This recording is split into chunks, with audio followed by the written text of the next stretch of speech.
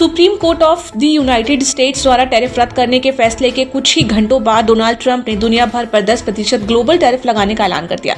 हालांकि ट्रंप ने साफ कहा कि भारत के साथ होने वाली ट्रेड डील पर इसका कोई असर नहीं पड़ेगा और समझौता पहले की तरह आगे बढ़ेगा। रिपोर्ट्स के मुताबिक व्हाइट हाउस अधिकारियों ने संकेत दिया है कि भारत समेत उन देशों पर जिन्होंने अमेरिका से व्यापार समझौता किया अब 10% तक वैश्विक टैरिफ लागू होगा। इससे भारत पर कुल टैरिफ दर 18% से घटकर 10% हो सकती है।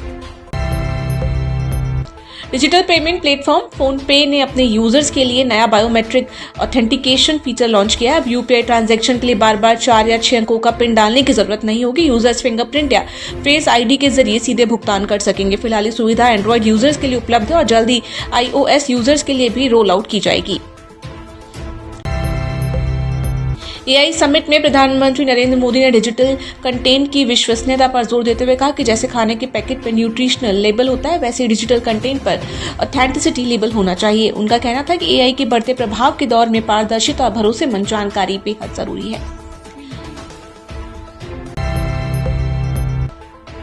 हफ्ते के आखिरी कारोबारी दिन BSE सेंसेक्स 1236 अंक यानी 1.48% की गिरावट के साथ 82,498 के स्तर पर बंद हुआ था।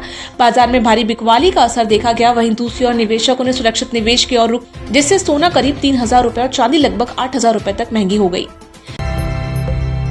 National highway authority of India 1 अप्रैल 2026 से देश भर के नेशनल हाईवे, टोल प्लाजा और कैश ट्रांजैक्शन पूरी तरह बंद करने की तैयारी में है। इसके बाद टोल भुगतान केवल फास्टैग या यूपीआई जैसे डिजिटल माध्यमों से ही संभव होगा।